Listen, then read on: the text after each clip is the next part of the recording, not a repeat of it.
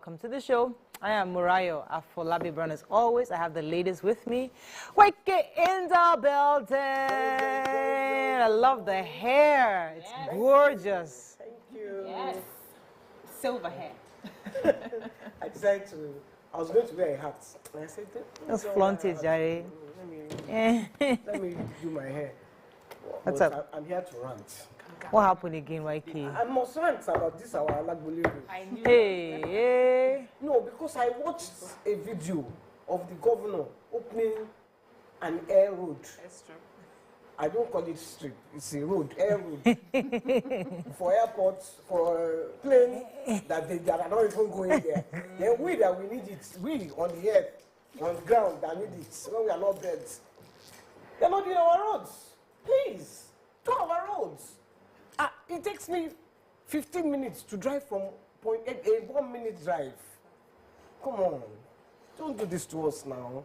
Help us, answer our ministry. Alagbole environs. We are begging you. We are begging you. Let me need that. No.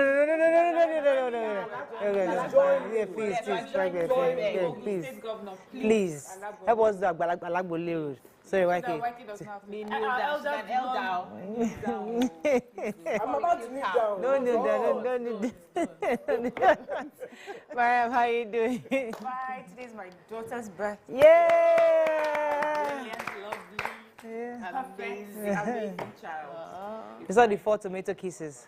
Yes. We call her Ima Tomato. She's just so lovely. I'm blessed. Yeah. There are many things in this world that I don't have. With that child, my children. Yeah.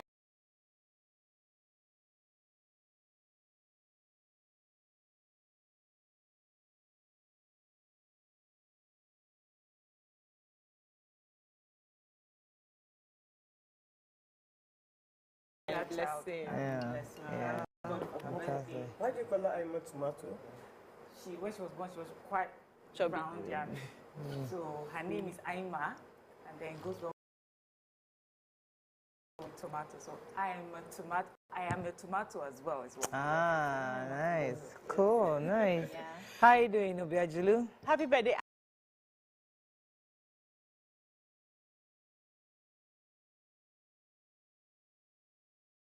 Already.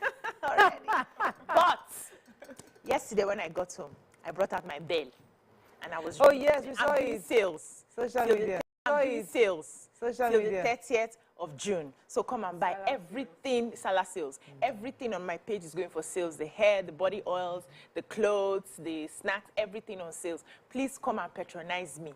This is a serious matter. I wasn't speaking English. I was mixing English, Pidgin, Igbo, everything. I will come. Hausa self, you need to give me some lines for my Hausa customers. Please come and support my business. Fantastic. Thank you. I came to support you. Yes, you did. YK came to the trade fair. Oh, wow. And you got some nice pieces.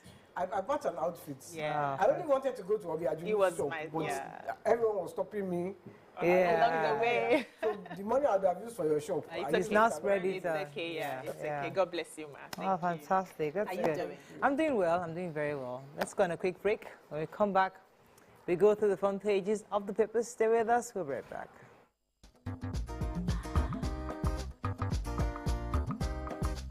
Stay tuned. Your View will be right back.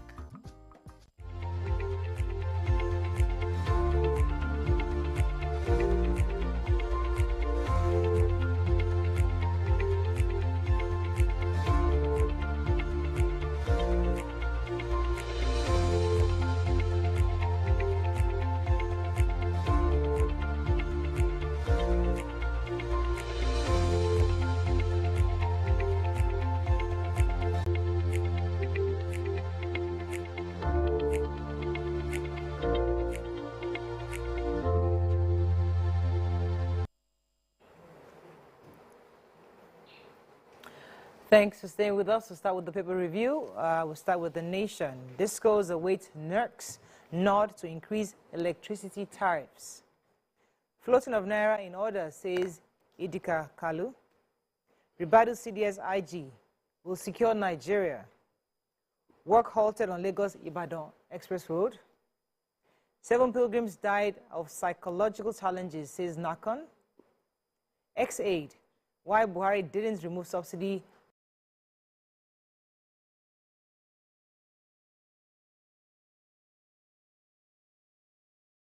the major headline. So there's been confusion because we had received news earlier by the discos that they plan to hike the electricity tariff from July 1st. And it's been conflicting because yesterday again they said they had not gotten the approval from NEC, that's the Nigerian Electricity Regulatory Commission, to hike the tariff. And, you know, they had to backtrack on their former statement. So an economics and chief executive officer, Center for Promotion of Private Enterprise, Dr. Muda Yusuf, said that the proposed increments in the tariff smacked of insensitivity. And, you know, he was also saying the same thing with the Manufacturers Association of Nigeria. And he says that initially, they cannot say because they are not able to get forex. That's why they are, you know, trying to increase the tariff, though their cost has increased. But over 80% of their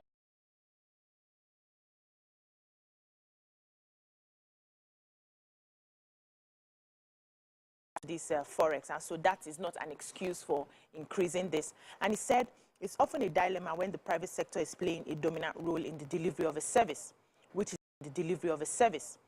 is social in nature or quasi-social. So they are supposed to make sure that there's a bit of stability in the economy before they start, you know, inflating their prices. Nigerians have not even finished grasping the removal of the fuel subsidy, and then you want to add electricity tariff increments to their wahala, that this is not the right time for it. Okay, let me take the Lagos-Ibadan Expressway. So ahead of the Salah, the Eid al-Kabir celebrations, which is starting this week, Wednesday, Friday, the federal government had decided to stop and halt all the work on the Lagos-Ibadan Express Road. According to the Federal Controller of Works in Lagos, Olukorede Kesha, said that from today up until Sunday, they will halt work and then resume on Monday.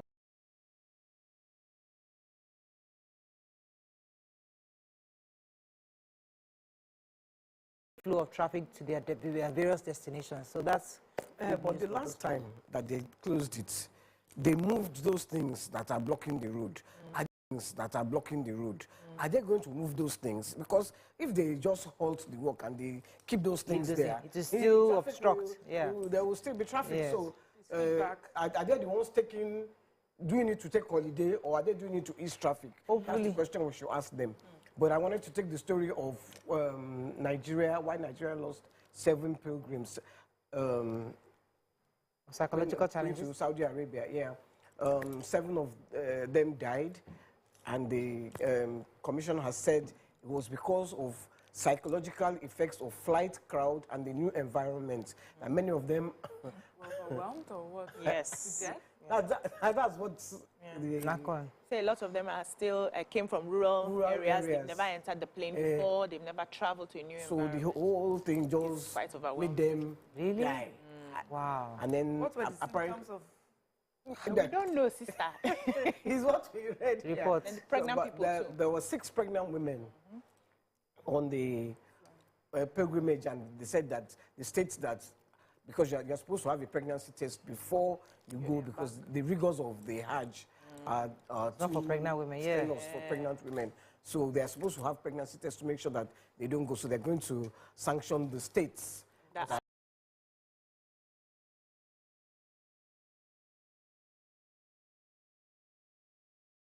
Has offered her automatic employment. As we know, she's from Edo State, even though I think she lives here and went to school here. The government said that the governor, beyond congratulating Ms. Yusuf, who hails from Edo, has been offered automatic employment. The governor also said that the state government reached out to her parents,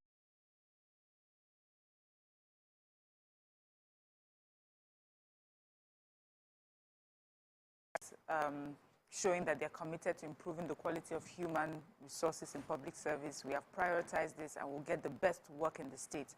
We have done everything within the state. We have done everything within our power as a government to ensure that we create an enabling environment for work, and as a result, we also want the best hands. So, I mean, this is very, it's good. It would help motivate other children coming up to know that there is Nimas States, value. a Muslim. Yes, it's just Like Nimas community. like Nimas Isako. Queen. Wow. Like Like, Nimas, yeah. but just a different name. Oh, was that why she was so jubilating in the group that day? I was wondering. Just everything. So The- yes, congratulations to Amina and Maybe all they're the very brilliant successes. from that area. It's possible. The Punch. The Edo spirits. And My because Senate Minority Leader. PDP article set to clash with G5 over Tambuwal.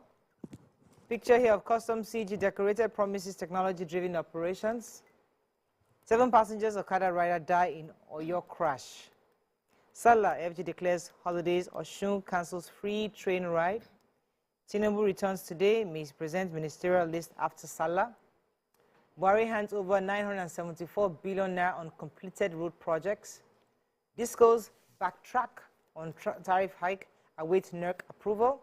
And World Bank okays fresh $500 million loan for federal government. Okay, which story are we starting in Punch? The Vice President on Monday decorated the Acting Controller General of the Nigeria Customs Service. His name is Adewale Adeni. While expressing hope that, so the Vice President is happy. He says that Adeni's decoration, his appointment is a morale booster for officers in the service, congratulating him for bringing professionalism back to the Nigerian customs. And also, he says that his appointment will help other officers aspire to occupy the pinnacle of their profession. So apparently, he is a serving, customs officer, and so it just shows like the natural progression when you get to the top of your level, and then you get the very top job. Unlike other cases where you bring in, someone outside the service, so they feel that this would really help, boost the morale of all those who are working there, and I think that's very important to do so, because I feel that if you're not part of the service, really, there's some things you may do a good job, but you have that teething period of trying to, acclimatize. He has also said, the new controller acting has said that that the last 8 years they've seen some progress. He talked about things like the e-customs, but that there's still a lot more that he can do in the customs service. They're going to try and bring in more innovation to drive customs operation. So we wish him all the best, and for him and for our country. Well, are they acting because they haven't been confirmed by the Senate? Is that why they call them the acting? Honestly. Yes, you need confirmation for you to take up. So the president, Bola Tinubu, if you recall, he was in France for a new global financing act, which he had signed in France, and then he said he had gone on for a private visit in the UK. His aides have said that he's expected in Nigeria back today to spend in time for the Salah celebrations.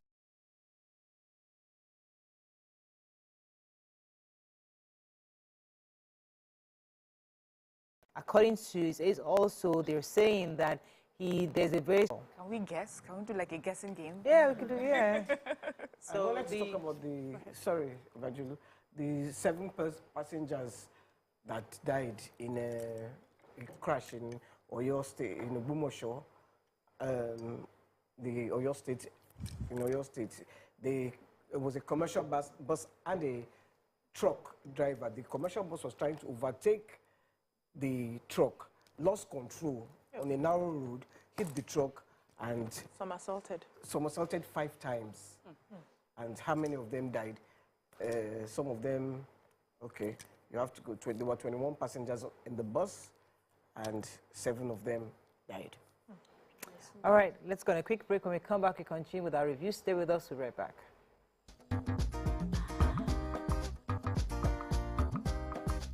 Stay tuned. Your View will be right back. So, have you ever wondered what happens behind the curtains of a man's mind? Or perhaps you're one of those who wonder what men talk about when they gather. Well, here goes. Imagine what it takes to put together the perfect cocktail. Or maybe mocktail. We need a bit of sports, a sprinkling of current affairs, some very deep topical issues, and last but not the least, a healthy dose of grumbling of those we love to hate. And yes, you guessed it, women.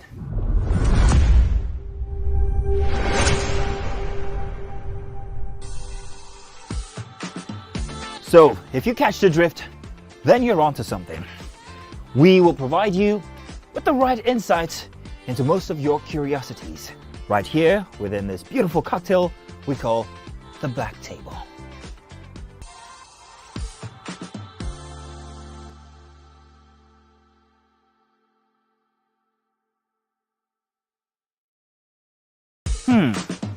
So, have you ever wondered what happens behind the curtains of a man's mind? Or perhaps you're one of those who wonder what men talk about when they gather. Well, here goes. Imagine what it takes to put together the perfect cocktail. Or maybe mocktail. We need a bit of sports, a sprinkling of current affairs, some very deep topical issues,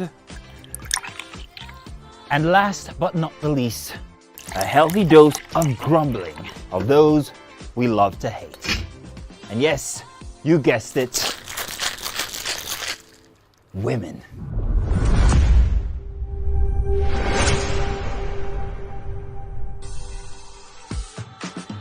So, if you catch the drift, then you're onto something. We will provide you with the right insights into most of your curiosities, right here within this beautiful cocktail we call the Black Table.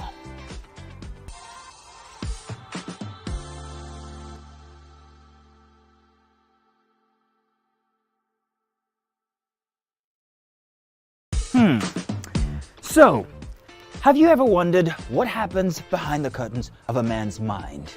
Or perhaps you're one of those who wonder what men talk about when they gather. Well,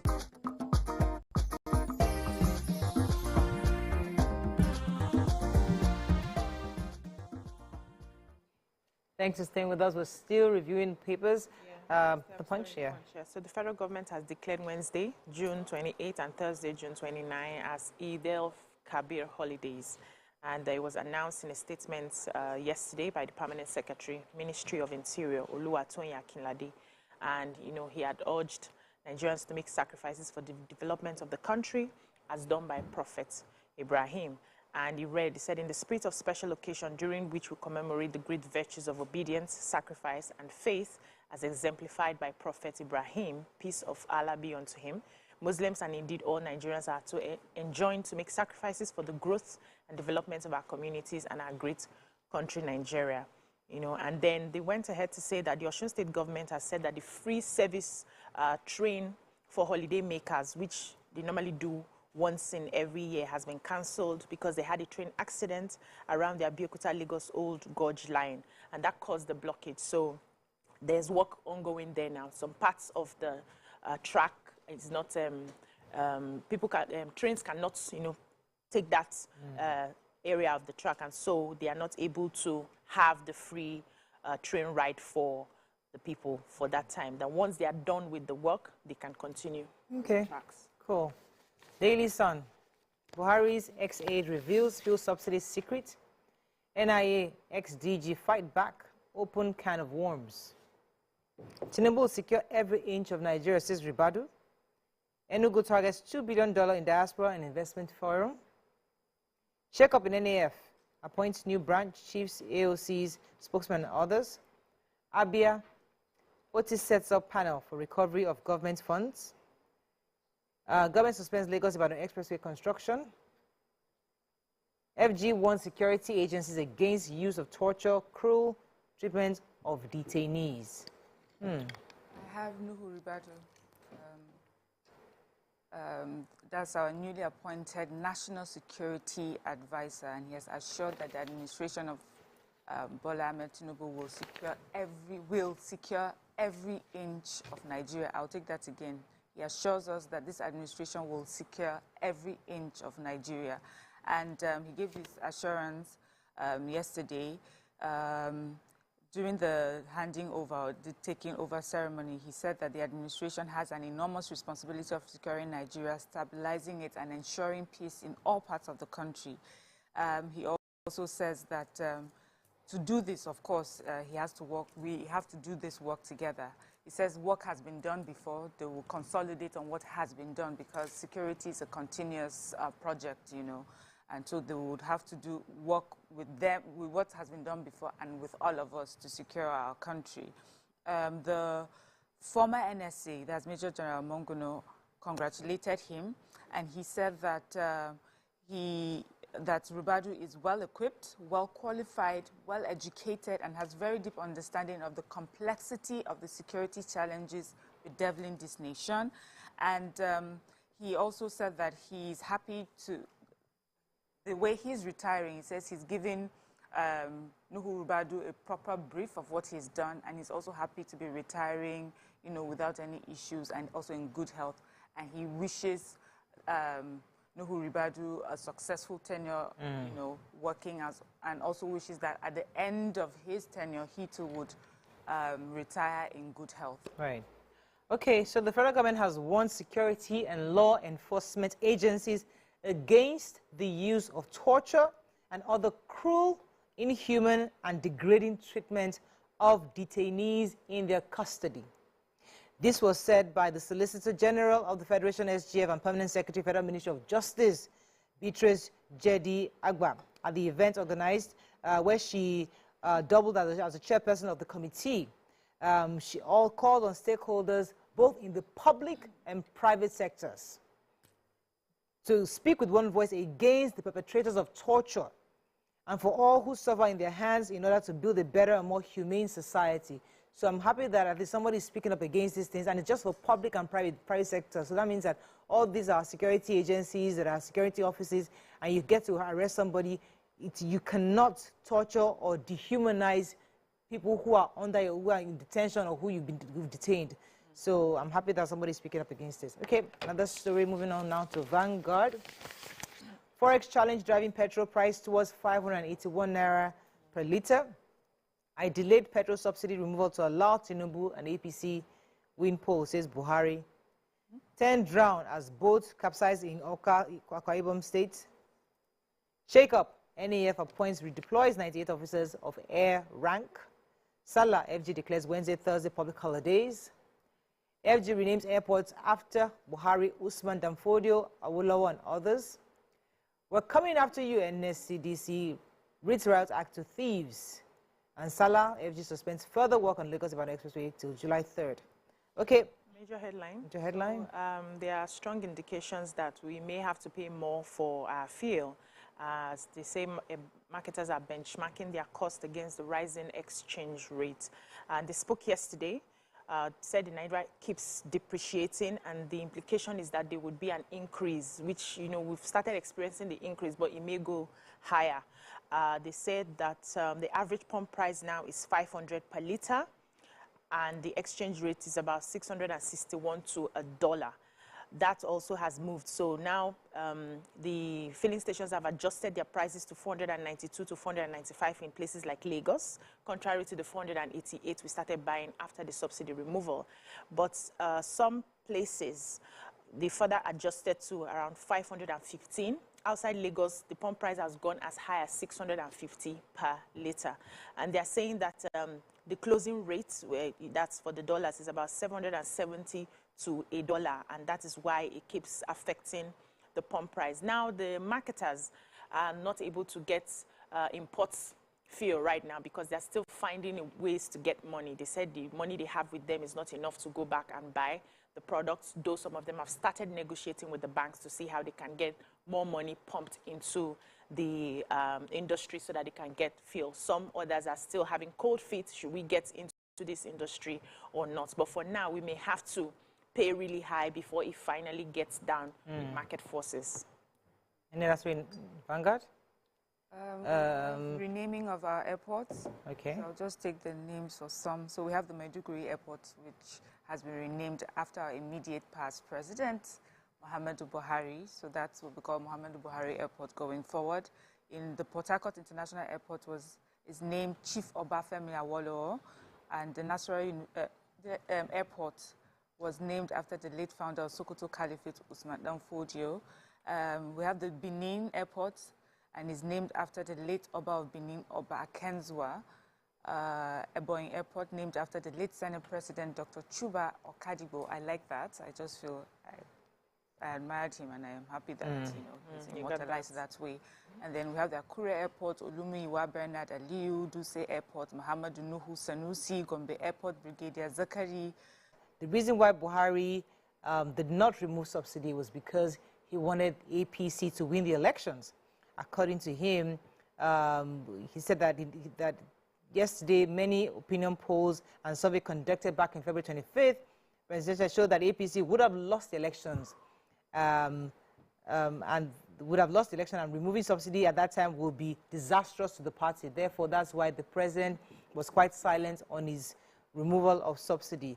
That's pretty much what the story, but some could have argued that regardless, it doesn't really matter. But another story I had in that paper, in Vanguard, is a story from the NSCDC, that's the Nigeria Security and Civil Defense Corps. Dr. Hamad Abubakar, who is the commandant, was saying that he was reading the Riot Act to oil thieves in the country, vowing to deploy newly trained men and newly acquired assets to go after them.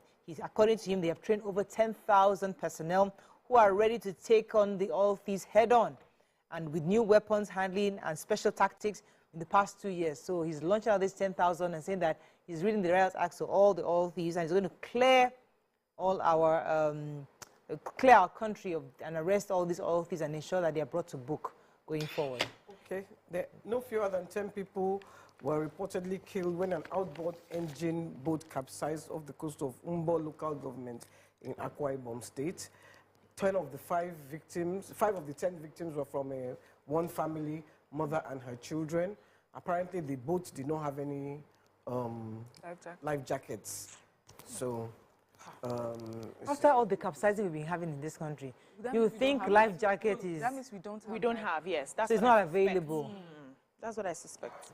Final paper, consumers lament high cost, scarcity of tomatoes and pepper. Okay, which day? The lamentation. So at least you just give us an idea why prices have gone up. So people are complaining about the prices of tomatoes, pepper, and onions. And we, Tribune talked to a farmer in Kaduna State, and he explained, he said, first of all, perishable goods are seasonal produce. And between the months of June and September, they're usually scarce that period. So that's one. Secondly, there's something called the Ebola, the tomatoes Ebola, a disease that affects tomatoes. And because of that, there's reduced supply of tomatoes. He also definitely mentioned insecurity, especially in most northern parts. He even says that in Zazzau Emirate, many farmers have left farming because of insecurity. So all this put together has affected the availability and price of perishable goods this period. Prices are crazy. Carrots to make the stew then. Carrots cheaper than tomatoes. For now. The basket of carrots cheaper than a basket of tomatoes. You know how expensive facts. another You have to run. boat capsizing in Calabar. Again, where 3 medical students. Oh yes, we had that story. Yeah, They died. saved others, but Yeah, those but 3 were they not able to They save. just Really, recovered really, their bodies. yeah, really, really sad story. The NIWA have closed down the jetty Yeah. because they are even an illegal operation. That's all we can take on Front Page Review. When we come back, move on to our guest for today. Stay with us, we'll be right back.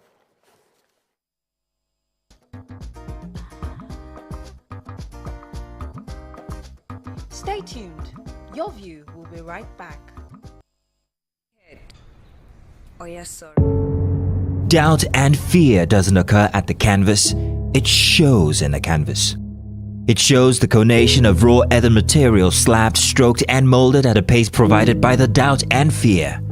Every move way in the struggle of one to the other, merging the past to the present, brushstrokes of colors seen but not known. For when the wailing stops, the pieces settle down in abject beauty erected for a century of a century.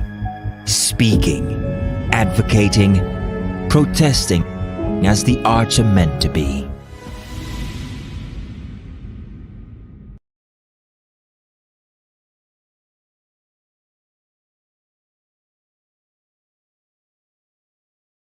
Ladies and gentlemen, make welcome the grand comedian of the Federal Republic of Nigeria, Benga Dainka the First. OJ right here, 7 of 7, like you already know. Benga right here, 7 of 7, like I'm beginning to know.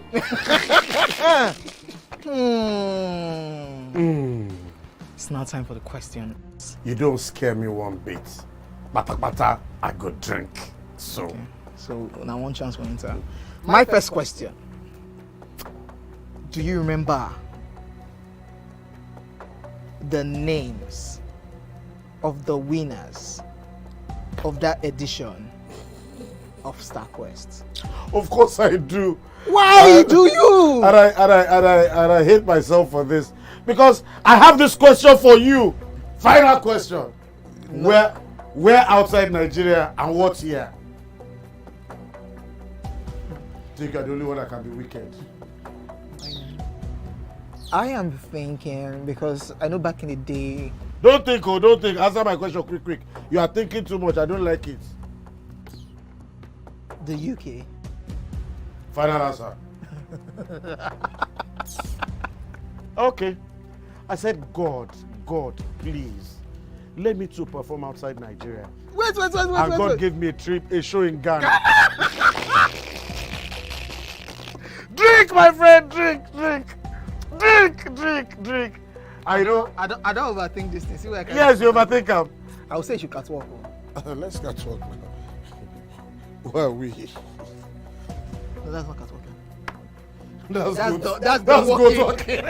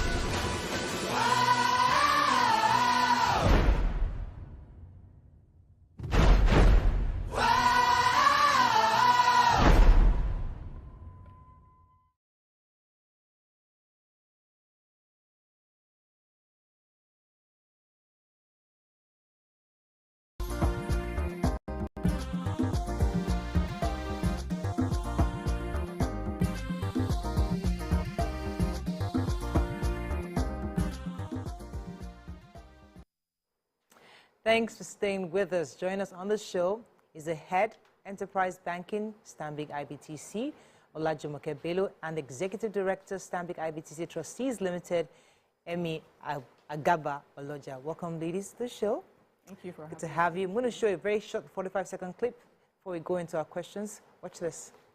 Mama, Honorable Duchess of the Market that keeps our belly full, Her Royal Highness, the one that turns hundreds into millions. Mama no dey sleep, no dey tire. The ever-efficient Chief Operations Officer, Bebe di Bebe, new media marketer, turning likes into credit alerts. Sweet babe, running a 9 to 5, yet still turning up for your people.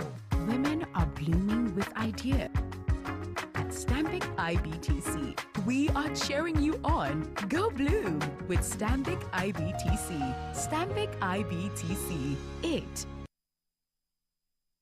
Fantastic. Good to have you. So honestly, when I was talking about banking and financial exclusion of women, what is Stanbic doing to help women to remove that exclusion that women always feel when it comes to banking?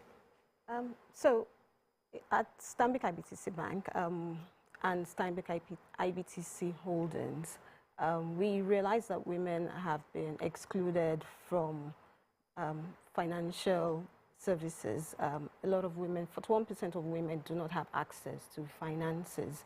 And what we've decided was to come up with a community, because for women to thrive, for women to grow, they actually do need support. And they need support because women wear different labels. There's the moms, the daughters, the wives, the granddaughters, the entrepreneurs, the employees, the business owners. So they need that support system that can help them be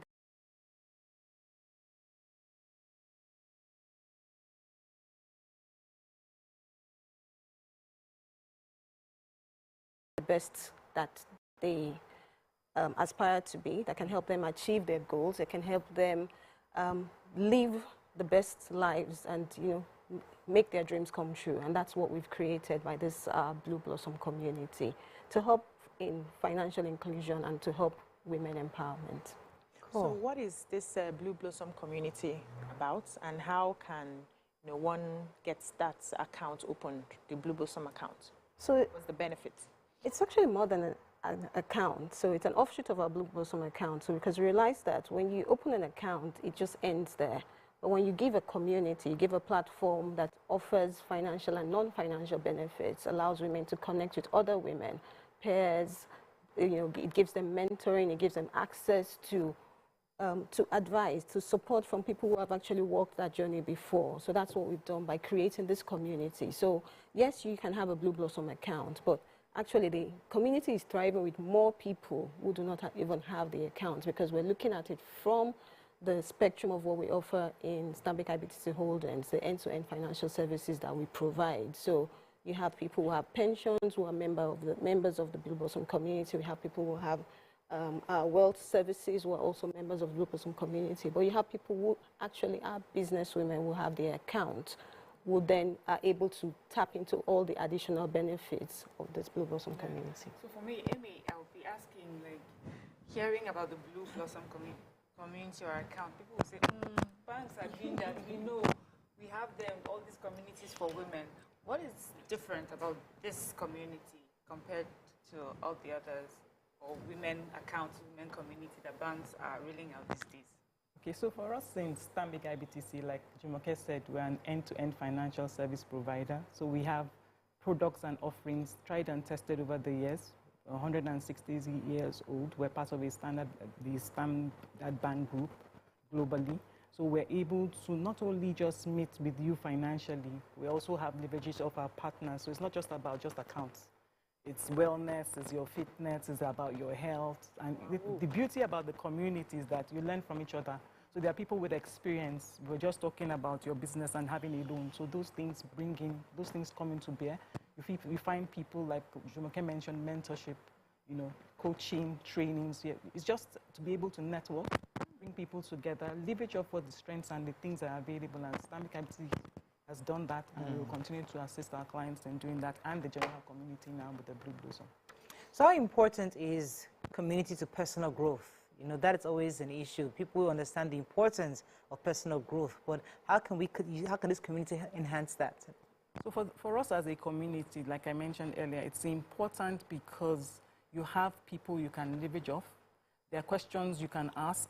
If you wanted to do something now, you wanted to buy something, we're just talking about carrots and the likes, and you wanted to buy something, or you heard something about stew and things, because you've heard it from someone, you are able to trust to some extent, even have guidance and direction as to what you want to do. So you're not just going by yourself. You're walking through people that have tested. So that opportunity of a community, you learn from people that have learned. You follow who know road, like we usually would like to say. You're able to leverage off people that have strengths, able to learn lessons. You don't have to learn the lessons yourself from the experiences and the gestures that are available. People are able to grow. Okay.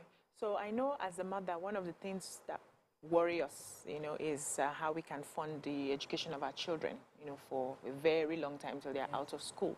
Do you have any of the Stanbic IBTC accounts, or maybe this particular one we're talking about, that would handle that aspect of education for mothers? Okay, so in Stanbic IBTC Trustees, we have what we call the Stanbic IBTC Education Trust.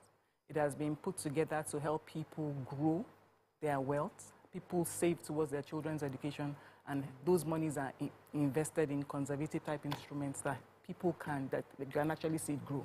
Most times people tend to borrow. You know, you have a savings account, you're putting money for your children, it's in their name, but you're the one borrowing it, you're the one spending it. When you like, you pay back. When you like, you don't pay back. But with this, the funds are committed to the education of that child, up until whatever education level you set out. Now, that account can also be used as a beneficiary for what is called insurance policies, like group life insurance policy, so that if you don't want a situation where assets are transferred to a minor, with the education trust, you can nominate it as a beneficiary. God forbid anything happens to you, that benefit comes to that child. So there's no diversion. Enjoy the benefits of being in that community. So what you're talking about, the community helps you bring is networking. So simply put, networking is where you meet people. I've seen you guys all on TV before, but I've never met you. But now we can interact, we can engage, we can share ideas.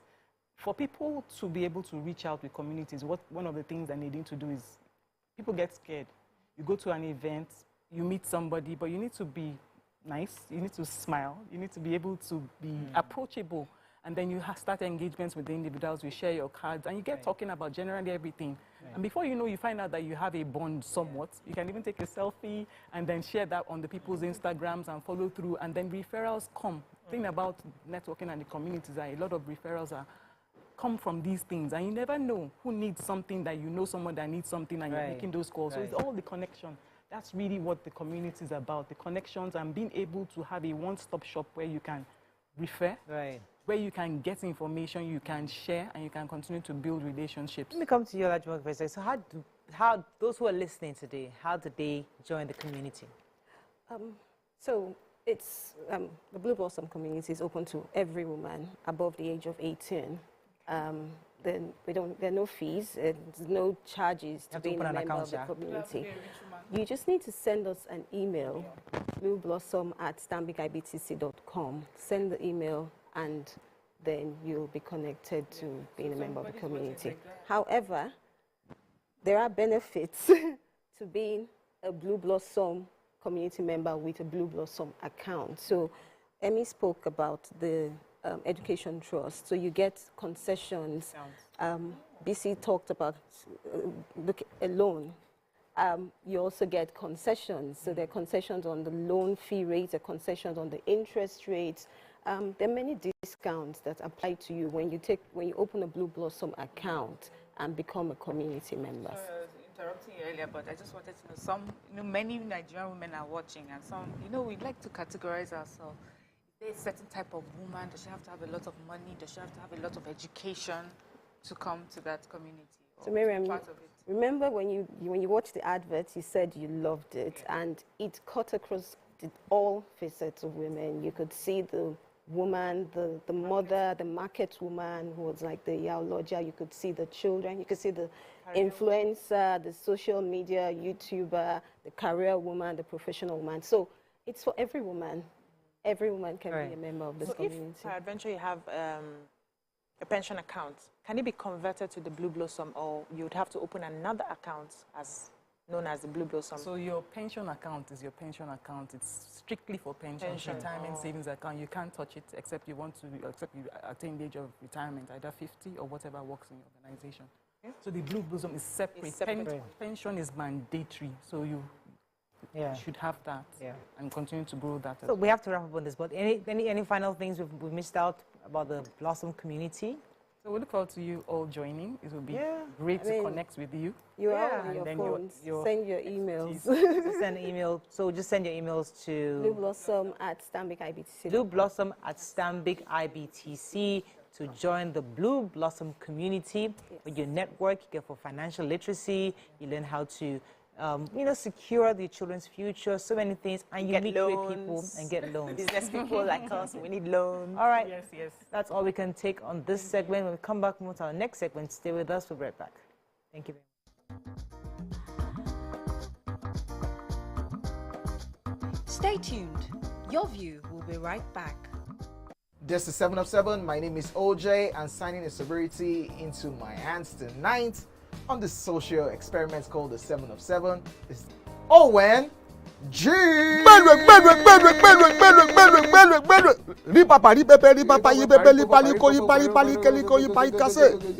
What is the name Or what was the name?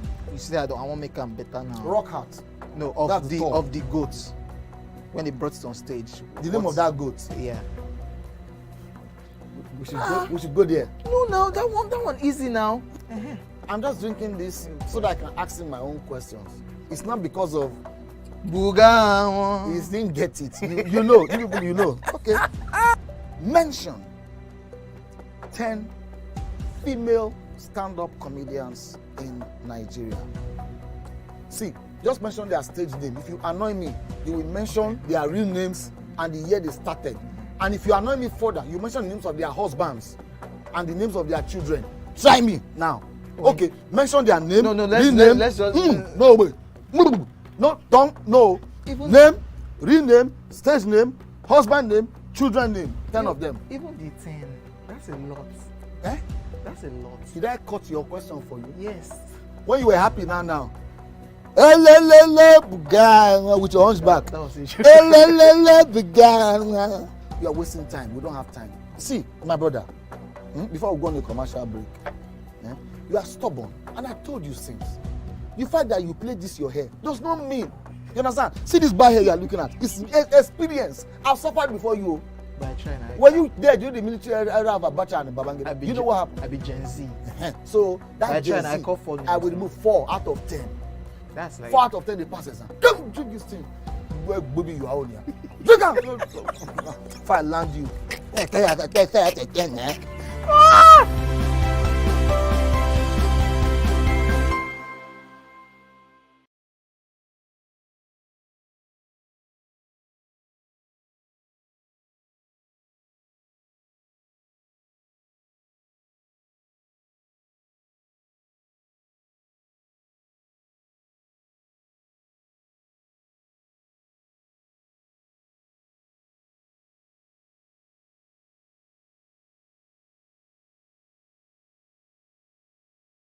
Ikechukwu Sunday Okonkwo, aka Cross.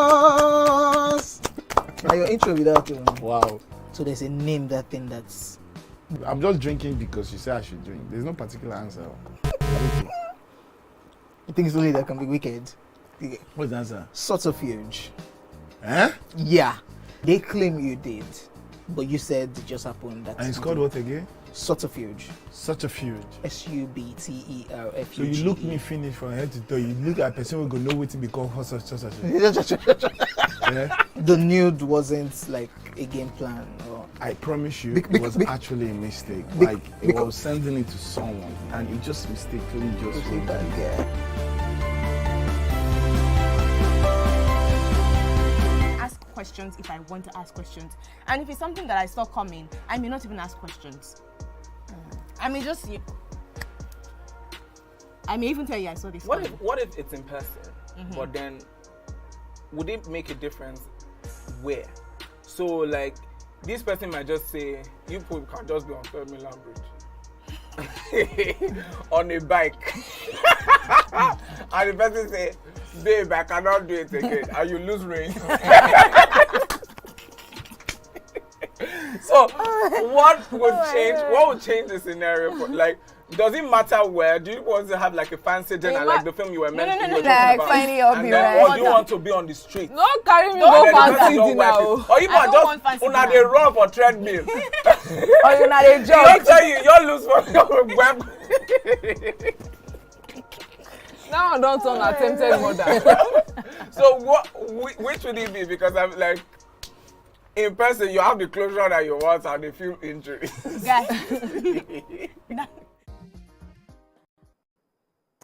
Thanks for staying with us. So very recently, the acting Inspector General of Police, Inspector General Egbetokun, recently said that they're likely to withdraw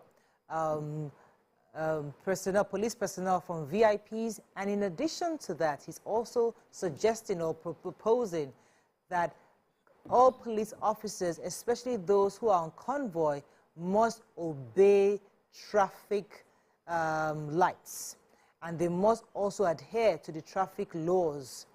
And many have said, would this actually happen? Can this actually happen, given the fact that many police officers are used to jumping the lights or disobeying traffic laws on the roads.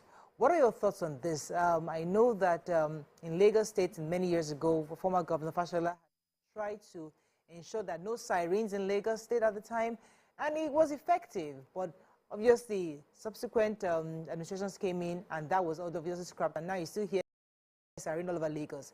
But is it possible? Can this really happen?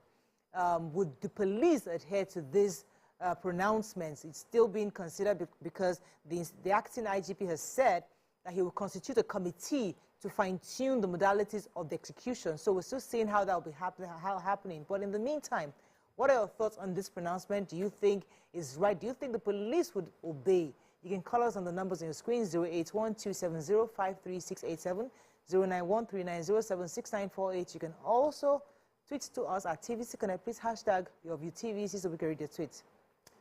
What are your thoughts on this, your initial thoughts? So I think it's a welcome development. I think for us to have a sane society, everybody must work together. All hands must be on deck. Especially the people who are making the laws must be seen to be obeying the laws that they make. And that's the beauty of rule of law. We can no longer have a society where the laws are not for everybody. There are people who are above the law. If you say nobody should take one way, we shouldn't see public officials taking one way. They are not, it's not an ambulance service. We understand when it's an ambulance, there's a medical emergency, and then you see people clearing the road for one way. That's understandable. But for any other person, they must be able to stay within the traffic, take the normal route, don't flout the laws, so that it serves as example to other people. If we make examples of law officials, you know, and law officers who break the law, ordinary citizens will understand that Nigeria is a country where nobody is playing anymore. If you are caught in one way, you are going to be sanctioned for it. You are going to do your jail time, or you're going to pay the fine for it. And this cuts across. It also gives hope to the common man to understand that this is a country where we are all equal. And I understand that, of course, we are not all equal, but in certain things like, you know, obeying one law or the other, it should be that everybody is equal. That gives confidence in the system, that gives confidence in the government. So I like that this has been proposed. I just hope that you do not just be mere talk. You know, there's a way we like to push some things, and before you know it, everybody forgets about it. I want to see that this is actually being executed. I want to see these examples being set, and let's see how, you know, the country goes from so there. if we look at the reasons why some of these police officers have to jump the lights or break these laws, is because maybe they're in a hurry to pick up a VIP off to a meeting, an important meeting. There are times when you have foreign envoys coming in for an important meeting, and they're having to pick them up at the airport, rush down. So there are possibly cases or good reasons for them to jump the lights for certain reasons. I mean, what are your thoughts on this? Do you think that regardless of who they're carrying, they should actually still obey the law? There is no good reason. For me, there is no good reason. I've seen them on numerous occasions taking one way. And they do it with such confidence. Impunity. And then, you see, and this is why when I keep saying it must start from the top, and it will trickle down to the rest of us at the bottom. Because if I see you in a position of power, you are obeying traffic laws, tomorrow I will not disobey the traffic laws. I will stay on the... But if I see you who are in a position of power doing it, then I can do it too. Because it is leadership by example. Until we learn this thing, we will not go forward as Nigerians. You say you do... look, one of the things they're saying is we have to cut down the cost of governance. Then you are Senate president. You have convoy of about 20, 30. You're not even president. You are only Senate president. Oh, come on. Who is looking for you and who wants to kill you? Exactly. Nobody. What are you afraid of? What are you afraid of? If you are doing your job, nobody is going to kill you. Stay with your 2 cars and let people start to respect you. Half of the police are now protecting you. Only you, one person. Kilo day. So I hope that Egbertokun can follow through. Yes. Yeah. But it's tough to, because, I mean, as great as this sounds, sometimes you just feel like there are some VIPs that probably need protection. You still, there's some people that that they might need this additional, because we've seen where governors were attacked in this same country. We've seen where convoys were actually policemen killed. So whether we like it or not, we're still in a state of insecurity where even our VIPs don't feel totally secure. So maybe some of them will still insist on needing these officers around them, don't you think? So I do want to start this way, but let me just respond to you. True, there are people who would still need protection, police protection, or look like they have some form of protection around them. And I don't think Nigerians have a problem with those people. But we also have people who have access to power, access to influence, and so they use that to get protection for themselves as well. From the governor, we understand the governor should get, we have commissioners, we have special aides, we have everyone down the line just getting it, this protection. And the problem also is because I hear for a lot of police officers, they even prefer to be attached to these people because they pay them a bit extra. So this thing that has been said is nothing new. We've heard other IGPs when they start. These are the sort of rhetorics that we hear. So the only difference, I'm hoping that this time around, it will be implemented. Amen. It will take a lot to implement it because he's now not he's not talking to regular Nigerians. He's talking to the orgas. He's talking to the politicians, to the governors, to the commissioners, who may very well call his bluff and tell him, you don't know what you're saying. So I like that he has said it, but let us see how this actually plays out. We've seen a governor push this in this state, and it worked. So I hope that his office is able to give him that power or that authority to be able to make sure that everybody, no matter your office, you follow the traffic laws, you obey traffic laws. What he said, there's something he said in ending his speech. He said that those whose duty is to enforce the law of the land must themselves respect and obey the laws of the land. Because a lot of the disrespect that happens to police happens because of this. A lot of us see that they disrespect the traffic. Let them behave properly. Let these words be implemented truly. Let them not just be words. And, you know, we've just entered a new office. We need to say the words that will be appealing to Nigerians. We've heard these words before. We want to see it be implemented. For these ones that are coming, I know we say we want to hear a lot, but for these new set of officers coming, the appointees coming in, for me, I really want to hear less words and more action. That's for me. Okay, let me take this call from Atolagbe. It's calling from Isola. Thanks for calling, Atolagbe. Good morning. Morning. Yeah. Welcome development. And it's very, at least, if they can keep to the law, it will help the community, it will help the environment. Because sometimes you see them violating the law. And based on what you just said, Morayo, everybody is in a haste. Everybody is in a hurry. So that you also obey the law as well. The law that owes Mr. A should owe Mr. B. So, and for the ambulance, sometimes you see the ambulance blowing, they cannot carry any casualties. You see them just blowing the siren just to clear road for themselves to get to their destination. And even for the police, half of the police has been separated for the celebrities. You see them on convoys and everywhere. I have the big boys as a friend. Sometimes if we are moving out, I will be looking at the country where we find ourselves. You understand? So it's a welcome development.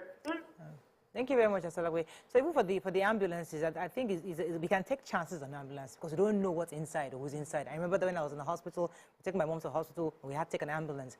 I was thankful that because we were coming, they were clearing the way for us. So regardless of we're sure that somebody's there, those people will be like, well, I'm sure there's nobody there, but we were actually in the ambulance at the time. So regardless of that, but I think it's the earning of the trust of Nigerians. Like, we have to ensure that everybody takes responsibility.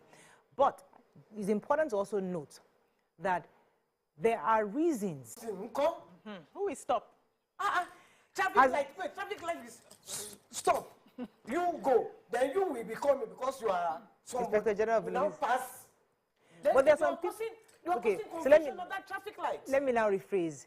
It's possible for all sides to stop because the Inspector General of Police is about to pass through. So all sides stop. The point I'm trying to make is there'll be instances. I wish you would say that there will be instances that the police would have to disregard traffic lights because they are chasing a bad criminal. Okay, maybe that is what I should have said, so that I don't get into my case trouble. But yes, but let me take this call. I'll come to you, BC. Thanks for calling. Yes, good morning. I like you to bury your life. Thanks for calling. Thank you very much. I'm very your comrade. Yes. My point is this: the issue of traffic offenses. You know, is so rampant with the uniform people. It is not only the traffic, the traffic light. Say for instance in Lagos Road, the BROC, you see the military with uniform, flying the road. You see, look, the traffic offense is really violated by uniform people. And I hope the Inspector General will take care of it. And also, let me just put this in for Lagos State government. I wonder, the private people using ordinary cars, we are the ones that is being arrested, they are violating the traffic. What is it called? Vehicle particular. What of the commercial vehicle? You understand? It's flying the same road. You see most of their roads are not roadworthy, and nothing is being done by the VIO, the road, the road safety or whatever. So what is wrong? Are we not paying the same amount? Are we not paying the same tax? So what is wrong with the commercial road? That's a kind of a fatality. I wonder what is wrong with it. I want government to listen to that. It is very, very wrong. All right. Thank you. So that's feedback. Thank you very much. I'm sure he has heard. So Go ahead. There will definitely be exceptions to any rule, right? The nature of the job of the police and security officials, they deal a lot with criminals. They deal a lot with people who are offenders. At the point where they need to chase down, nobody's taking permission from anybody. They will do their job. If they need to, clear people on traffic, if they need to go over the top, they will do that for their job. The problem is because they have messed it up with irrelevant excuses of, I have to get somewhere, I'm bringing a VIP, we're going for a meeting. Now, the VIP who is coming in and going for a meeting does not understand the traffic issues that we have because they cleared the road for them to pass, and they don't see that people actually stay on that route for 2, 3, 4 hours. They have not stayed there. If they stay there 1 time, 2 times, they will start having conversations on how to fix the road to solve the problem. Drop from heaven. No, wait. They were in this country. No, but they know that they are very clear. Because they don't face it. They're not getting the point. They don't face it. If you face it, you know that I'm going to pass this road when I'm coming back again. Please, where are the people? Who are the constructors? What are we supposed to do about this issue so that it makes life easy for everybody? You must face that. That's one. Secondly, the fact that, okay, for instance, we are looking at trust right now, and it will now be on the integrity of Nigerians. So I know a lot of people blow that siren, the ambulance, empty, just because they want to bypass traffic. We want to trust that if you have an ambulance, there's definitely somebody who needs emergency care in that ambulance. Don't mess it up. Because at some point, we'll have security officers who will stop and check to be sure the ambulance has something. No, wait, you must not stop. The empty ones, Sunko. How do we now verify that people are not using ambulance and siren? Just trust. Have to just trust like that. See, when those big people, when those big people now have to stay in traffic 4 hours like us, and they will be dying to pee. Yes. Inside that they will understand. They will now start to go and construct the road by themselves. They will go there and sit down with the let me beggar or whoever the beggar is. Do the road. And start doing this road. You will see that the road will be done. Yes. Within 2, 3 weeks. I agree with you. Yes. Driving happily. Mikey, you don't know that for a fact. We know that. Let me go on. Let me when they experience it, it's because like Mikey, you're acting as if they drop from heaven. These are Nigerians like you and I. They don't experience They go through pain. Because I become a governor today doesn't mean that yesterday that I was not governor, I did not enter the traffic. Let's not pretend. You didn't have power. We're in this same No, you Nigeria didn't together. have power yesterday when you were not governor to influence anything. We'll be entering Let me take here. Yakub. We don't have power to influence. Good morning, Yakub. But when Thanks I for become a calling. governor, I have power. You're alive. Go ahead. Good morning, everyone. Good morning. I totally agree with Araji Subai. In fact, to me, we don't even have personnel to enforce this law that the IG is trying to see. Because even you wait for traffic lights, we that we drive our own private car, you will see this Marwa who just pass through you, and then the people that are supposed to stop them, they are also compromised. You would say last night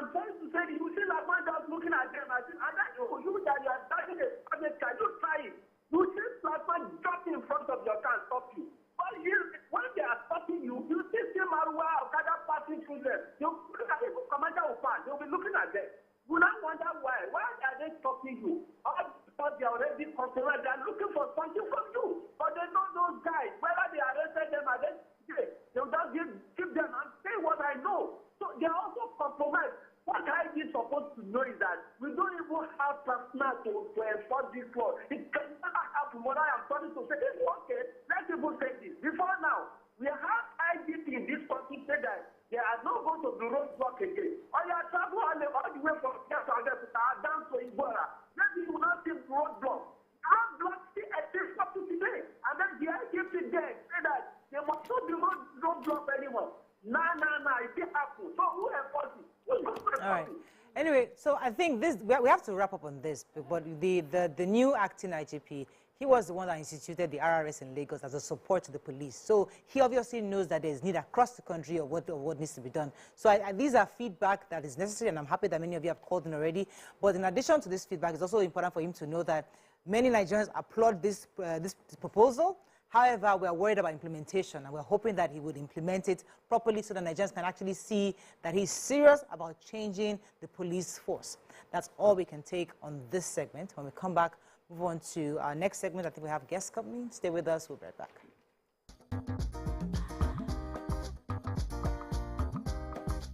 Stay tuned. Your View will be right back.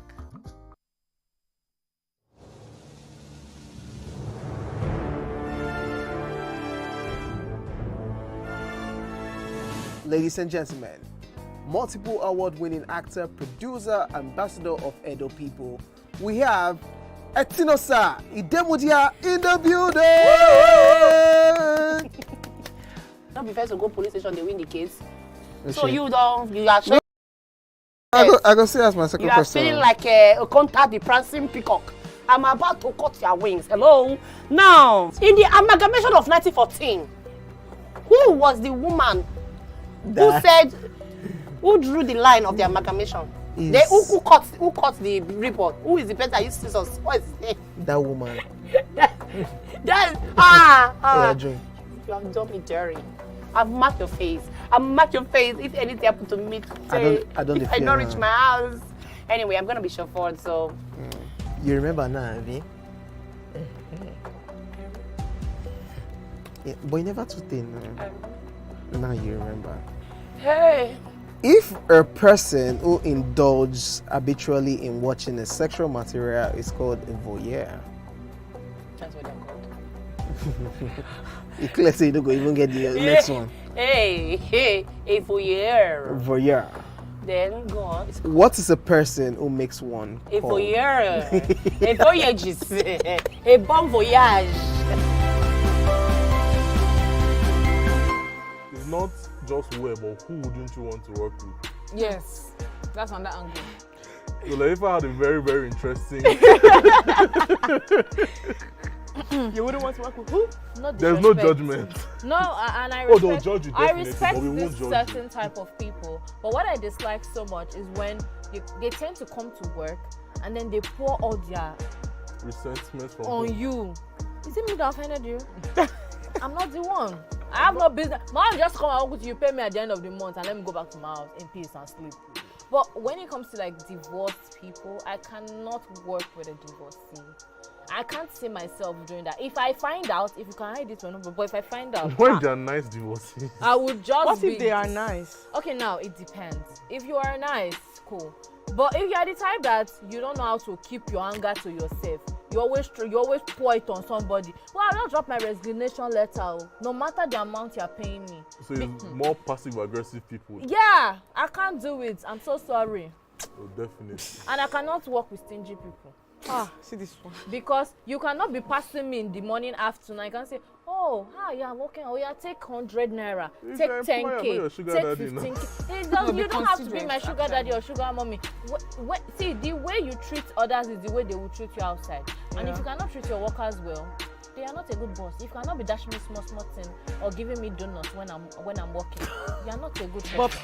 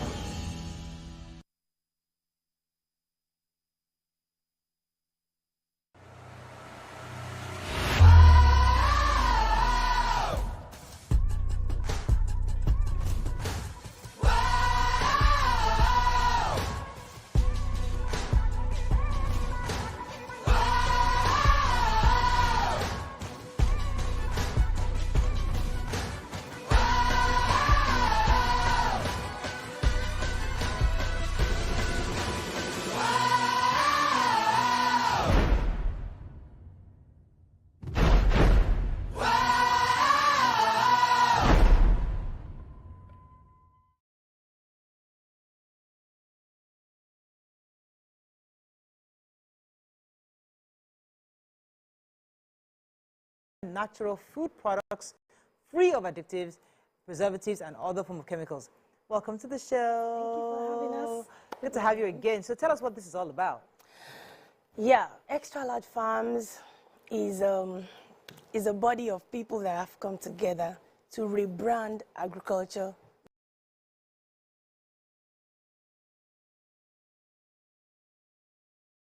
Not only in Nigeria, but in Africa. We are here to wear new apparel for agriculture. We're here to attract as many people as possible to the fact that this thing is possible, is doable, it's achievable, and you can make good success out of it. Wow. So let's have a look into how you started, just a brief, because you've been here before, and the locations you've covered so far. Oh, well, we are majorly, right now, we are majorly into crops farming, animal husbandry, then we process, package, and sell our products. But like I always say, Extra Large is not just about farming. It's about, adding value to agriculture. So you find out, you get our products and you see them that they are 100% natural products. So because the thing is, we've discovered that there are so much health benefits that you can get from foods that are free of chemicals. And when I talk about chemicals, it starts from the farm. The excessive use of fertilizers, and then it goes to the processing area. You had so much preservatives, colorings, flavors, and all that to food. And food that is supposed to, provide nutrition to people ends up jeopardizing their health. So what we've tried to do at Extra Large is we want you to get the food in the most natural form, so that when you take it into your system, you get all the nourishment, and you end up staying very, very healthy. So that's what we've been doing so far in the past 16 years, to the glory of God. And then we've been able to expand, not just ourselves as a company, but to also use this as a platform to empower people. Right. So someone is out there, you want to go into agriculture, you don't know how to go about it, we provide trainings, even to the children. We open our farms up for excursions for children and group of people, families. You could just, come over to the farm, stay a weekend, and you're like, oh, is this really a farm? So that's what I mean by. Well, that's the videos we're seeing right now. Yeah, those are some of the resort. It's a resort, yeah. Oh, so we have inside the farm. We want you to feel like, oh, am I actually still in the farm? Right. Yeah. So you can be in your room and feel like you're in the UK, and then you come outside and you discover, oh, let me not forget I'm still in the farm. Oh. Yeah. So exotic. Nice. Wow. Yeah. So that's what we're trying to do. Okay. Go ahead, Mara. Yes, I was going to ask, people that can come, but you've already mentioned that children can come, families. Everybody is welcome. Yeah. So apart from farm activities, how do you keep the children engaged in there? Thank you very much. We have fun activities for children. Basically, if they're just for a day excursion, we take them around the farms, we explain things to them. I notice mostly that the children love the animals most. They come in contact with the rabbits, they touch the donkeys, they just want to play around with the animals. But we also try to explain some parts of crops farming to them. We take them, sometimes we make them even plant something, so they can always have a good memory of the time they came to the farm. But apart from that, like when we have holidays like this long holiday, I call it a long holiday, starting from tomorrow. So we have fun attraction for children, we have games they can play, we have the swimming pool they can swim, so many things, not only for children, but the adults as well. This place is so fine to be a farm. It's a farm. Are they going to show the swimming pool? Yeah, the swimming pool is there. Just did. The swimming pool is there. And at the farm, you have so many sections. You have the palm section, you have the cassava section. In fact, there is one fun thing we always like to do. We take you at least to the corn farm. So you get to harvest the corn by yourself. And then we cook it fresh for you. I love You're going to drink palm wine. We have somebody go tap it early in the morning. And you just, You have to so go on holiday. You need to be. Because how affordable is it? I hear there is a business side to holidaying with you. What is... Thank you so much. And she was just talking about how affordable is it. It is very, very affordable. Like, as affordable as if you have 10,000, there's something you can do, like a whole day tour, for example. You know, it's as affordable as that. Then talking about the business side of it. Now, this is a resort. It's a farm. It's sitting on, I don't want to mention the number of acres. It's really large. And that's why we call it extra large agri-tech city. So it's a city, you know, so we want you to have a feel of my whole life can be in a farm. You understand? So we're having schools coming down there. Like I've told you the other time, we have cinemas there, we have games there, we have waterfall there, we have everything right inside As the of farm. today? Yes, right now, as I'm speaking to you The right corn now. on the bed. Somebody It's So now this yeah, is the so farm. you can remember you're in a This is farm. the entrance. This is the It's main a entrance. propilo, yeah, that's the main entrance, and you're going straight to the farm. So you're to your left, to your right, you're seeing farms, palm, cassava, corn, yam, and all that. Yeah, there are huts. Okay. Yes, there are huts. There are things you should see in a farm, and they are all there. And then you step just 2 minutes into the reception and the lodging area, and you're like, this should be another world, you know. That's what we want you to feel. Right. So talking about the business opportunities attached to this, we have people, you know, who are looking for real investments, things that can, you know, give you legitimate money. Yes. We have that here. Because right inside the resort, we have an estate side of it. You can actually own your own home right inside the estate. We have 1 bedroom, 2 bedroom, 3 bedrooms, duplexes you can buy. And the advantage of that is we know that you would not be living there all day, you know. So you can actually make money off that. So when people come in, you know, for their holidays, for retreats and all that. For example, right now we have only 50 rooms in the whole facility. And we have, you know, people are calling us for reservations. They want to come with 500 people. They want to come with 300 couples, 1,000, and we don't have room enough for that. So what it means is people who own homes inside that city can actually give us the authorization to give out their apartment. So that one technically means that you are like you're leasing a part of the facility, a part of the resort. So it gives you the opportunity to be able to come there, enjoy yourself on your holidays. It's free because you are a club member. And then you will also be earning rental income as people come and lodge over there. Then we have another side of it because, you know, extra large is for everybody. We don't want it to be like, oh, it's only for the high class, blah, blah, blah. No. So there's another club, we call it the Holiday Club. It's different from the Agri-Tech City Club. So the Holiday Club is as low as 50,000, you can join that one. You have a holiday free already. And then we'll now teach you how you can even be a tour agent, you know, because this is about promoting agricultural tourism. So you come over to the farm, you've spent your holidays, you know what you felt like when you came, and then we'll now train you how you can begin to make money off that. Just doing business on your phone, you don't need to be running up and down, you know, so we have that side. But there's a special program we're having this long holiday starting from tomorrow, this Salah break. And when we say Salah, it doesn't mean it's only for Muslims, it's for everybody. So we are giving out very fantastic offers. You know, people can come around, come and have another feel, come and see what farming is now, you know, in this century, what it means to be in a farm. Come for your holidays. So we're having a whole weekend of fun. Friday is going to be a barbecue night for everybody. We're receiving our guests on that Friday. And then on the Saturday, oh my God, it's a Nigerian soups buffet. So we're having about 8 to 10 different types of soup from Nigeria. And you will be able to eat as much as you can, as much as you want. And if I tell you the fee, it's so cheap that you will be asking, but you know we are farmers, so we need our chicken, we just get there, we pick the chicken, we need the fish, we need the rams, we need the goats, we just go there and bring them out. Fresh. So the Saturday is a whole day of fun. Children will be able to play at the gardens.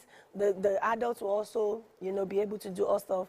Your horse ride, your camel rides, your movies, your cinemas. There's a live band that will be playing. And of course, the food, the buffet. And then on Sunday, you know, the location of this resort is about 35 minutes from Covenant University in Ota. So we are very close to the border. From Extra Large Agri-Tech City to the border is about another 20 minutes drive. So on Sunday, we are taking our people on another fun tour. I call it a cruise. And we'll be riding down to the Benin Republic at Cotonou. Guess where we're going? We're going to the beach on Sunday. Yeah. So Friday to Sunday is a whole weekend of fun. And then you can even choose to arrive before then. Wow. And all those things I'm talking about. I would love to. Absolutely. To be honest, even we need to go together. Yes, As we ladies. are welcome. Yeah. I gave you free tickets already. Yeah. We come. We need to plan it. All right. Thank you so much, madam. Yeah, Send so it the phone numbers, yes, thank you. For people who want to send us emails this morning, just do it to info@agritechcity.com. info@agritechcity.com, or better still, just give us a call. You want to come for the holidays, you want to come for farm trainings, you want to know the business side of it, how you can begin to make money, from all we have spoken about today, or you just want us to make a reservation for you for this salad break starting from tomorrow. It's extra large. It's so cheap, I tell you. How much? I thought for a day something just 10,000, you're okay. If you're coming for a whole vacation for your family with about 200,000, it's 0913 428 7656 is the number to call or chat on WhatsApp. 0913 428 7656. And if that one is busy, they can just get us on 081 71 60 60 21. Thank you so much. That's Thank all we you can take very on this much segment. for having us. We're going to go on a break now. We'll come back with our next segment. Stay with us. Thank you We'll be right back.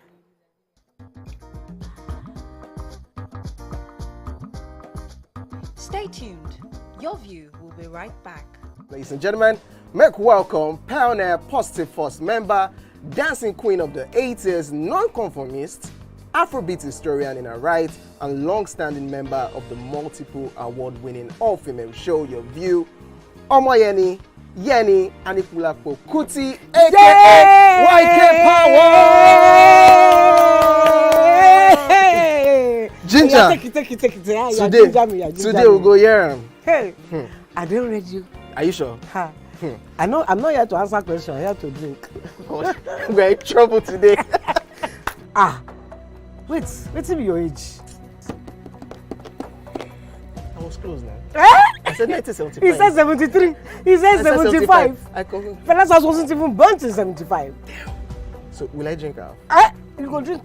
Take. Make I help you. Russian. No be half. Which half?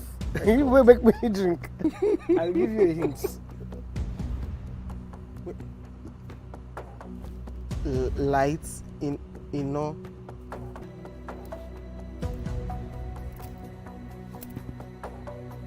Nepa Road. Nepa Road in Abeokuta. First of all, my brain cannot memorize everything. A big black bug. A big black dog. Bug. A big black bug. Oh, sorry. A big. It don't start. Ọmọ fẹlá. Ọmọ Anikulapo Kuti. Wọ́n rò pé kí ni kékeré yìí. It's by Audison. It's not by Audison.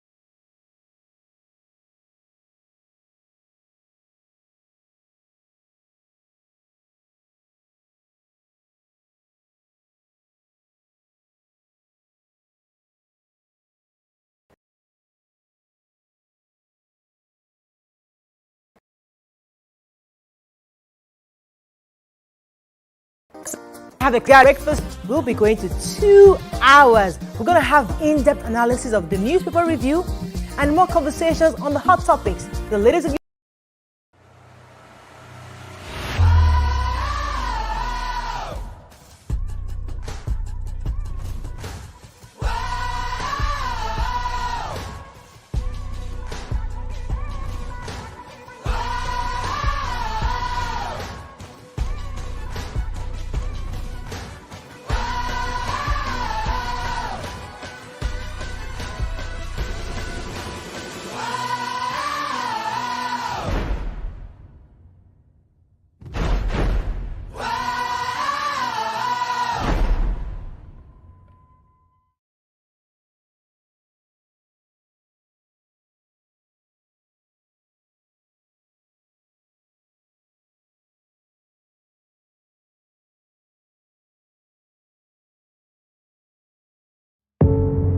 doubt and fear doesn't occur at the canvas, it shows in the canvas. It shows the conation of raw earthen material slabbed, stroked, and molded at a pace provided by the doubt and fear. Every move way in the struggle of one to the other, merging the past to the present, brushstrokes of colors seen but not known. For when the wailing stops, the pieces settle down in abject beauty erected for a century of a century. Speaking, advocating, protesting as the arts are meant to be.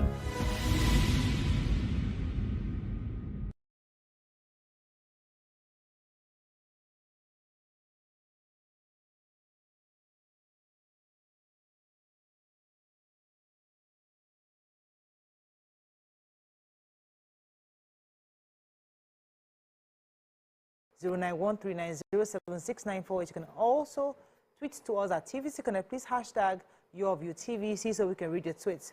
Thank you so much, madam, for coming here, Prof. Thank you very much for having me. So, the president recently signed this into the Student Loan Act into law, and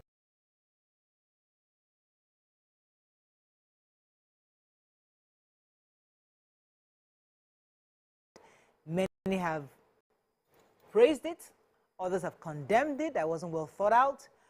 What are your own initial thoughts on this student loan? Do you think it's workable in our system as it is right now?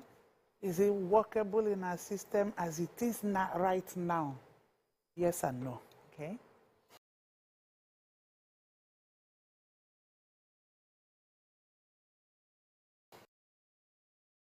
Yes, because the inevitable is going to happen. Increase in school fees. And when there's, not increasing, introduction of school fees. Okay. And when school fees is introduced, many people won't be able to afford to pay. So there's the loan you can access. But the other aspect is the eligibility to access the loan. That is where the problem lies. The eligibility. None of us, none of our children can access the funds. Your floor people, all these people here, their children can't access the loan in terms of eligibility. How's that? How so? What is that? Fine, I explain to you. For you to be able to access the loan, you have to come from a household that has a combined income of 500,000 naira a year. And you know, minimum wage is 30,000 naira a month. A year is 720,000. Yeah. So even the man that is earning 30,000, excluding the wife, cannot access the loan. The child cannot access the loan. These are the nitty-gritty. And again, tuition is going to be introduced. Some universities have started already. And the loan, assessing the loan, according to the president, when he signed it, will be between September, October, which is usually the beginning of a new session. Right. But the process of assessing it,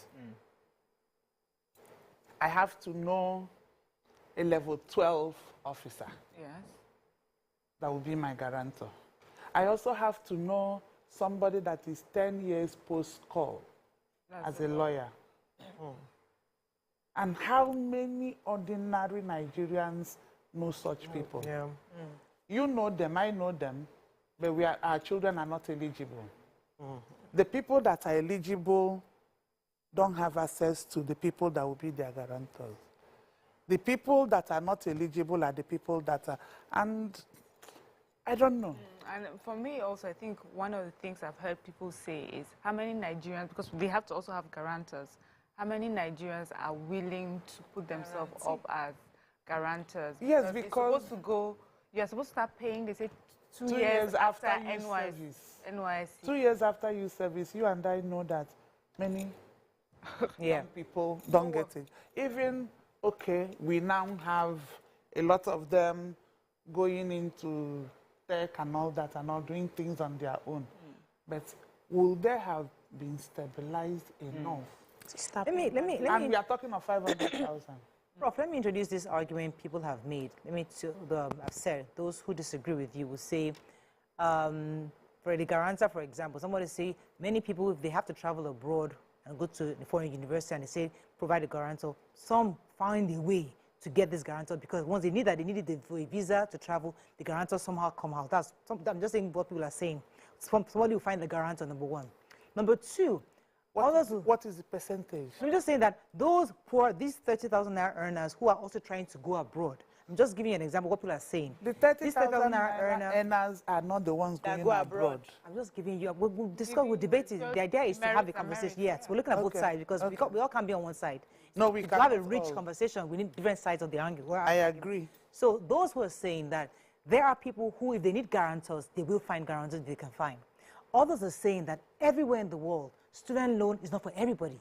Many people graduate high school, they find a job because they know that they're not eligible to look for a loan. The average foreigner will say, I don't have, my parents are not earning enough for me to have access, we're earning too much, or we're not eligible to get this loan. So across the world, student loan anywhere.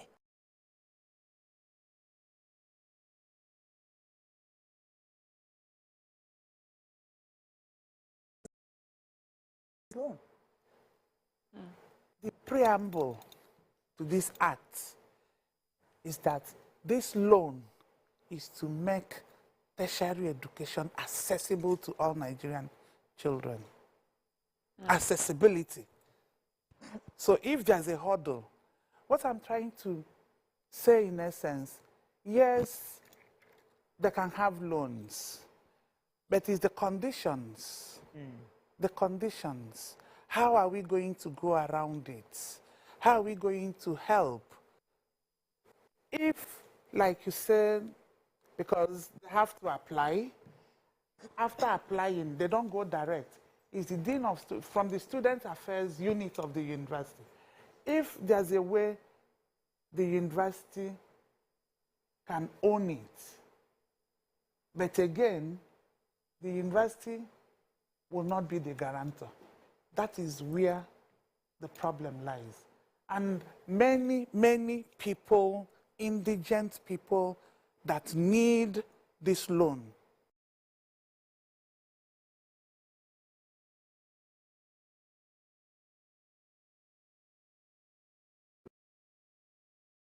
if a household, so does that mean single parents can apply? I'm wondering if single parents, if I'm a mother of a child and I don't have a husband, or my husband died, I mean, you are the head of that household. So I would be able to access. If you qualify. Yeah, if I qualify, that's one. Then two, because I know the way it's done abroad, it's not the parents that pay the loan back, it's the children. It's the children. But Here this is one, also the children. But it's through the parents. That's what is confusing me. It's through the parents. No. It's the children. That they're giving the loan. So what is the business of the parents if they're earning or they're not earning? No. To establish, you know, we have to have some kind of level playing ground. Because if you don't factor in the parents' angle, the affluent people will take it over. Because from my understanding, the loan is expected to be for the poorest of the poor. For low-income earning families. I understand that. And because education is a leveler, is through education that the child of the poorest man will sit in the same classroom with the child of the richest man. And you close that gap. Through education, they become friends. But the issue here now is, how do we help in terms of accessibility? Because the whole idea is to access the loan, to access tertiary education. But how do we do that? Okay, go ahead. So, is this open for more input? Or is it that now that the president has signed it, so it's a law. It's a law already? Yeah. With all these criteria that is not really going to work for Nigerians? Because he went through the National Assembly.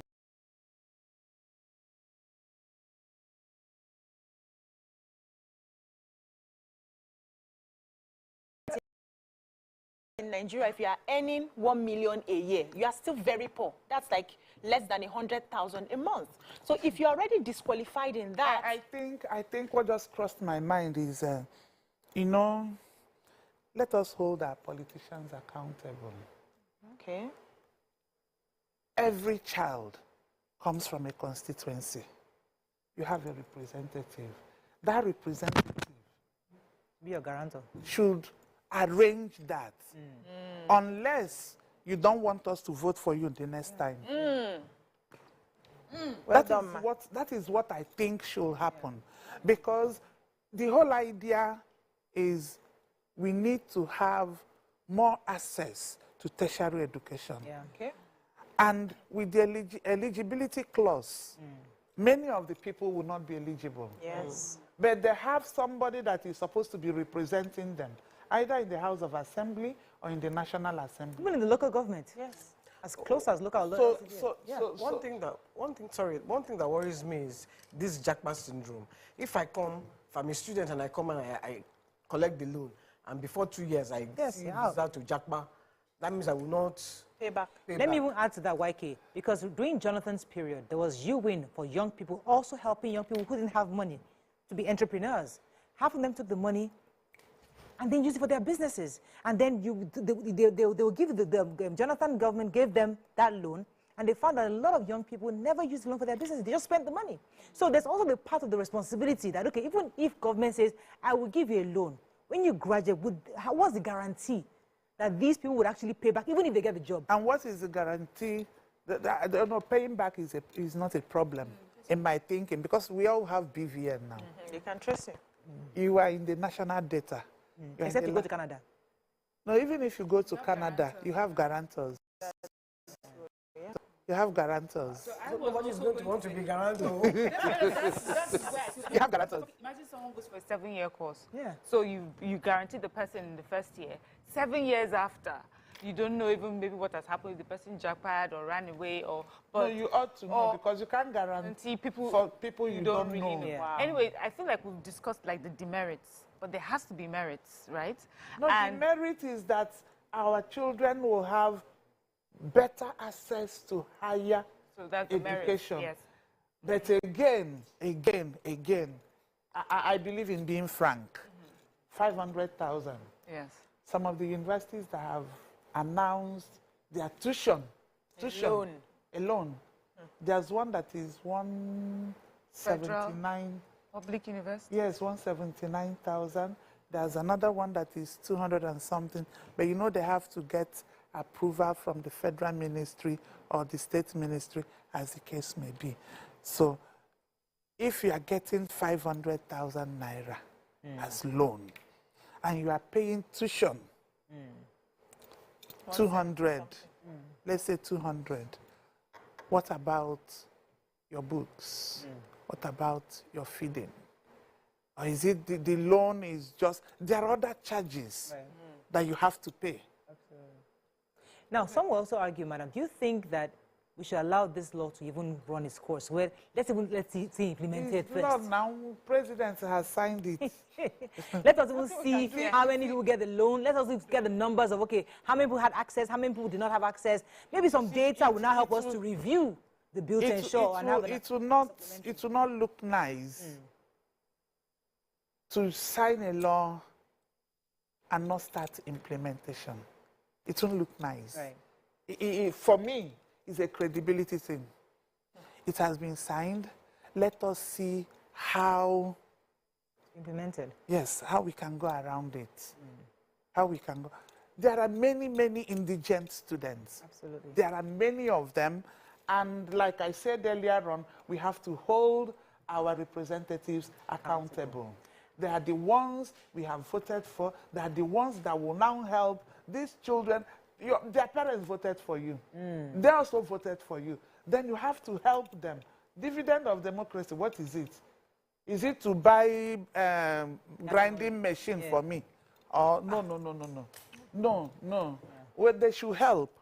They should be held accountable. They should help to, because, I mean, there's nothing you can compare with education. Yes. If I didn't go to school, I wouldn't sit down here. Can I go back to what I was trying to ask earlier, I've said that we've discussed the ways that this bill may be a bit tricky and does not really cover everyone. But for those that it covers, especially, I know we don't have the data. I know we do have a considerable number of families that this would be helping in some way. And I feel that it's important that we talk about that as well, so that it's not seen as an act that was not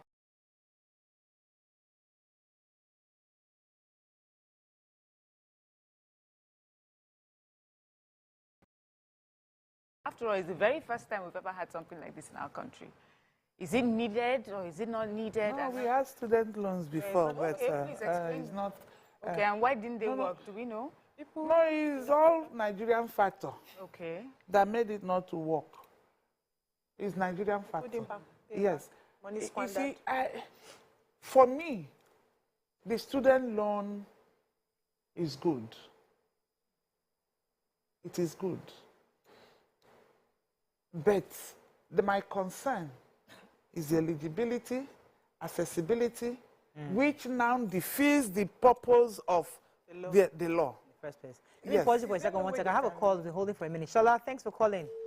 Oh, I'm so sorry. I'm sorry, Shola. Go ahead. Is there no way they can just fine-tune it? I know it's been signed and everything, but maybe fine-tune it. That's why Papa say that after implementation, we'll now look at start it. After implementation, then we can then be reviewed it, because that's the idea. But we must start something. And the beautiful thing is that the owner of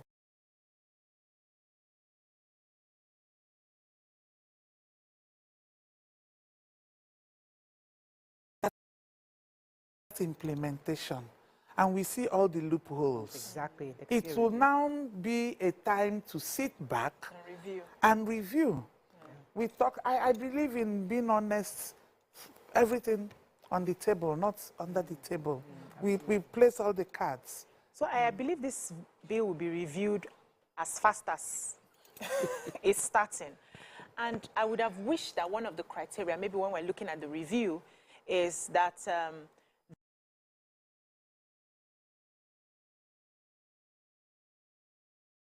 the people who are eligible to get the loan will be people who are very intellectual. Maybe they've scored, use that benchmark.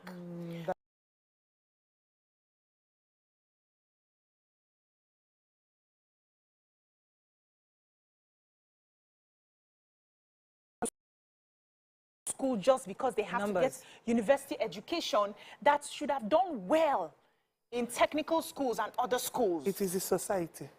I know. It's a society that is seeing a successful person as the person that went to school. And because of that, the poor woman that is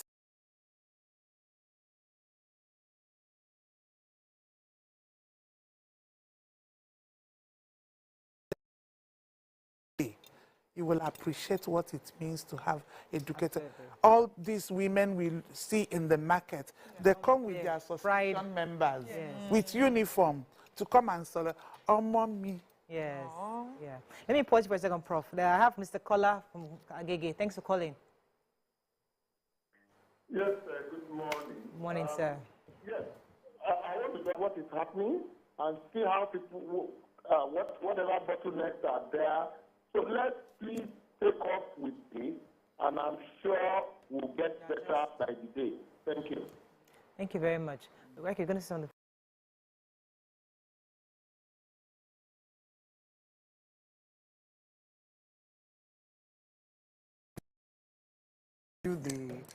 the worry, Waike, has been the opportunity to pay back, because the possibility that many kids, even after a year or 2 years, don't get a job.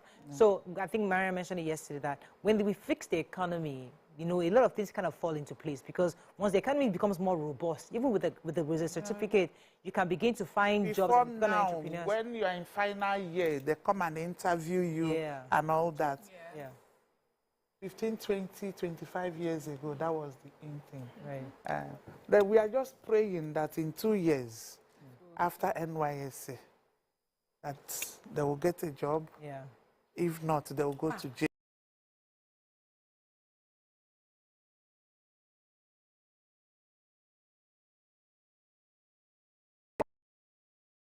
always remember, yes, yeah. or fine of 500 or both. I always remember how even my family members who are doctors in the US, they came to school in Nigeria and they had good education in Nigeria, they went abroad and they got jobs as medical doctors. Their counterparts who are constantly paying loans because they don't want to go to jail in their own country, always envy us.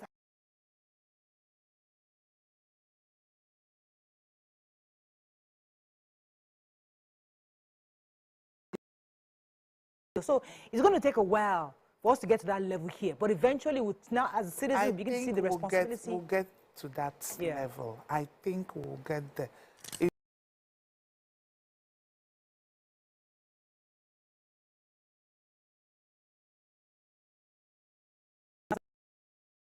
I say, okay, let us see if it works. Before we even synthesize that.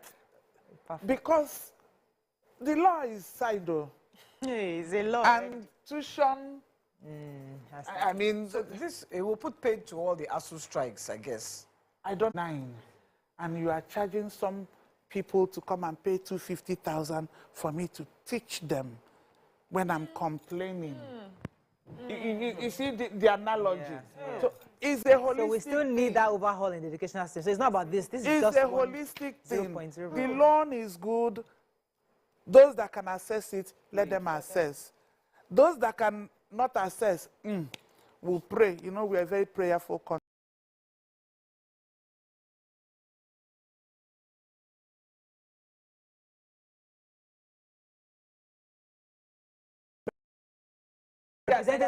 Should also be their guarantor. Their Those are the two solutions you've given us so far. Yes, their political representatives. We have to hold them accountable. Absolutely, absolutely. So leave prayer first. Leave prayer.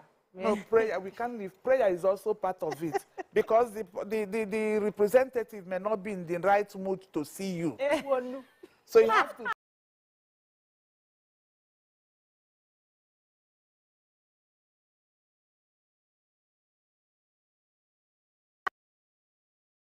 Is good, but the eligibility clauses needs to be amended. Yes, needs to be looked at. Don't say amended. Need to be looked.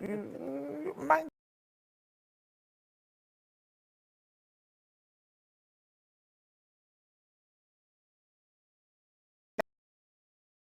You decide it, so you must make sure that the teachers don't strike. Because if I collect loan and then you, that's why I said overhaul. Why we are going back to what we're saying? Calm down. The president would provide us a new minister. Okay, let us hold our president accountable to bring in a proper minister of education who can.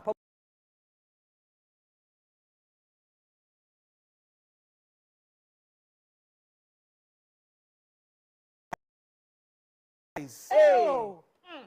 We can end on this. You cannot cry without your eyes, and you cannot start talking about. You can cry like this now. Your eyes are there. You close your eyes. You don't use your eye now. But the eyes there. But your eyes are sound. Why can I